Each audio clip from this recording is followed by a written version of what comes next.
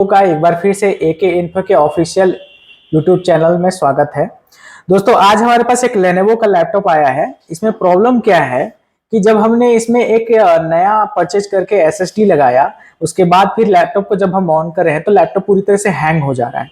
देखिए, हमने इसमें एक नया कंसिस्टेंट का 128 जीबी का एसएसडी लगाया है और ये कनेक्ट करने के बाद जब हम इसमें विंडोज इंस्टॉलेशन करने के लिए जब हम इसे ऑन कर रहे हैं और ऑन करके बूटेबल पेन ड्राइव लगा करके और F12 बटन प्रेस करते हैं, ये इसी तरह से लेनोवो लिख करके रुक जाता है काफी देर तक और पेन ड्राइव से बूट नहीं होता है, विंडोज बूट नहीं होती है, बहुत हैंग हो जाता है। एक बार तो धीरे धीरे प्रोसेस आगे बढ़ा, हार्ड डिस्क तक भी गया या एसएसडी के पार्टीशन तक भी गया और पार्टीशन क्रिएट नहीं हो रही थी। तो इस तरह का समस्या जो है इस लैपटॉप में एसएसडी लगाने के बाद हुई है। पहले ये समस्या नहीं हुई थी, जब हार्ड डिस्क लगी थी तो ये समस्या नहीं थी। अब बिल्कुल नया परचेज करके एसएसडी इसमें लगाया गया है। न्यू एसएसडी में इस तरह का प्रॉब्लम आ रहा है। दोस्तों, इसमें प्रॉब्लम ये है कि जो हमने एसएसडी परचेज की है ना, उसमें खराबी है। उसके जो मेमोरी है एसएसडी के, वो उसमें बैड सेक्टर आ गई है, जिसके लगाने की वजह से सिस्टम को पूरा हैंग कर दे रहा है। देख रहे हैं, कोई हरकत नहीं है डिस्प्ले पे, विंडोज से बूट भी नहीं हो रहा है, बिल्कुल हैंग है। इसी तरह से बहुत देर के बाद, आधे घंटे के बाद प्रोसेस काफी आगे बढ़ता है और पार्टीशन वगैरह कुछ भी क्रिएट नहीं हो पाता है। तो इसमें यही समस्या है। जब हम एसएसडी को बाहर निकाल देते हैं और उसके बाद फिर से पेन ड्राइव से बूट करते हैं तो बिल्कुल फास्ट वे में नॉर्मली जैसे बूट होता है, बूट हो जाता है पेन ड्राइव से। अगर हम करके दिखाए आपको तो हम अभी पावर बटन से इसको प्रेस कर देते हैं, ऑफ कर देते हैं और पेन ड्राइव को निकाल करके इधर हम इसमें से एसएसडी को बाहर निकाल देते हैं। ये एसएसडी लगा हुआ है, इसको डिस्कनेक्ट कर देते हैं और इसके बाद हम इसमें पावर दे करके डायरेक्ट पेन ड्राइव से बूट कराते हैं। पेन ड्राइव लगा करके हम लोग पावर बटन प्रेस करेंगे और F12 बटन प्रेस करते रहेंगे।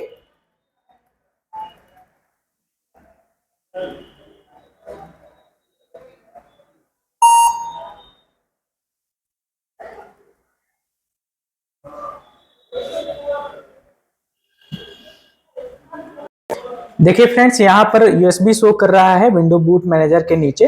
यूएसबी एसडीडी इस पर एंटर करते हैं तो विंडोज बूट हो जाती है। एक बार और एंटर करेंगे, ये विंडोज 10 2022 का बूट इन नॉर्मल मोड करते हैं और इस तरीके से सेटअप जो है थोड़ी देर में यहाँ पे लॉन्च हो जाएगी, क्योंकि ये हमने पेन ड्राइव को UEFI मोड में बूटेबल बनाया था।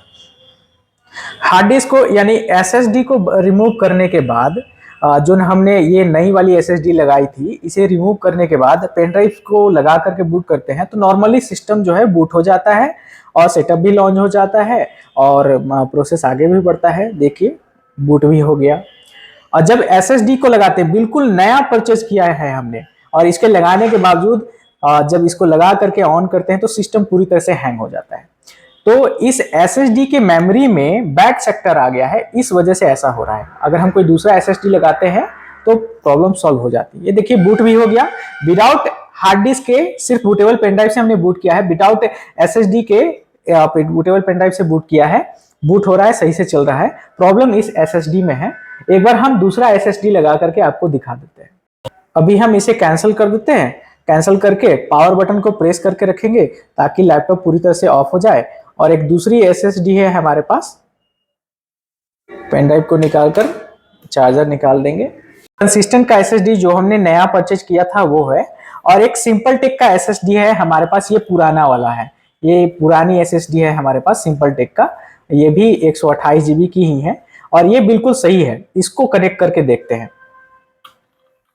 बाद ये जो सिंपल टेक वाली एसएसडी है इसे कनेक्ट कर देंगे, यहाँ पे इस तरीके से कनेक्ट करके लगा देंगे और इसे बूटेबल पेन ड्राइव लगाकर पावर दे करके ऑन करेंगे और F12 बूट मेनू प्रेस करते रहेंगे। देखिए, यहाँ पे यूएसबी शो कर रहा है, सिंपल टेक का एसएसडी यहाँ पे शो कर रहा है। अब हम यहाँ से यूएसबी पे एंटर करेंगे, सेटअप बिल्कुल लॉन्च हो गया, इस तरह से बिल्कुल जैसे नॉर्मल तरीके से होता है वर्क कर रहा है। और यहाँ पे एसएसडी भी शो करेगा, उसका पार्टीशन वगैरह सब आएगा। ये सेटअप लॉन्च हो गया, यहाँ पर नेक्स्ट करेंगे, इंस्टॉल नाउ करेंगे। सेटअप है बिल्कुल फ्रीक्वेंटली पास हो रहा है, अगले स्टेप पे बिल्कुल नॉर्मल जो तरीका स्पीड होती है उस तरीके से पास हो रही है। यहाँ पर इसे टिक लगाएंगे, नेक्स्ट करेंगे, कस्टम शो करेंगे और ये देखिए सारे पार्टीशन शो कर रहे हैं। क्योंकि ये पुराना एसएसडी लगा हुआ है, इसमें विंडोज पहले से इंस्टॉल्ड है और यहाँ पर डिलीट, फॉर्मेट और नेक्स्ट करने का भी ऑप्शन आ रहा है। अगर हम इसमें पार्टीशन नया बनाना चाहते हैं तो सभी को डिलीट कर देते हैं, एक नया बना लेते हैं। इस तरीके से सभी पार्टीशन को डिलीट करके एक नया विंडोज इंस्टॉल कर देते हैं। इस तरीके से नया पार्टीशन बनाना है तो यहाँ पर चूंकि 128 GB टोटल हमें विंडोज इंस्टॉल करना है तो हम यहाँ से सीधा अप्लाई कर देंगे और एक पार्टीशन यहाँ पर बन जाएगी विंडोज के लिए। अब इसे हम फॉर्मेट कर देते हैं, फॉर्मेट करने के बाद इसमें हम इंस्टॉलेशन कर सकते हैं। इसके बाद हम नेक्स्ट बटन पे क्लिक करेंगे और ये देखिए इंस्टॉलेशन शुरू हो गई इसकी, और इसकी परसेंटेज भी धीरे धीरे शुरू हो जाएगी। दोस्तों ये देखिए इंस्टॉलेशन शुरू हो चुकी है, 9% हो गया, धीरे धीरे इंस्टॉलेशन हो रहा है पूरी तरीके से।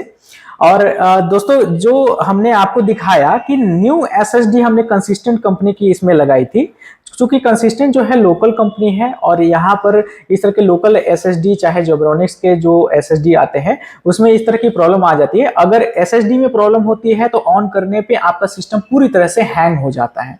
अगर आपको भी इस तरह का प्रॉब्लम मिले तो आप एसएसडी को एक बार चेक कर लीजिए, हो सकता है आपका एसएसडी में ही प्रॉब्लम हो, चाहे वो एसएसडी बिल्कुल नया क्यों ना हो। अगर आप ब्रांडेड एसएसडी चूज करते हैं तो उसमें इस तरह की प्रॉब्लम बहुत ही कम होती है।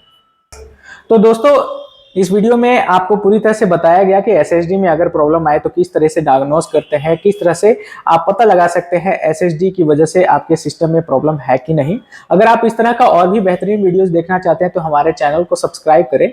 और अगर आप लैपटॉप रिपेयरिंग का कोर्स करना चाहते हैं, एडवांस चिप लेवल का कोर्स करना चाहते हैं तो हमारे नंबर पर कॉन्टैक्ट कीजिए और हमारे इंस्टीट्यूट पर विजिट कीजिए।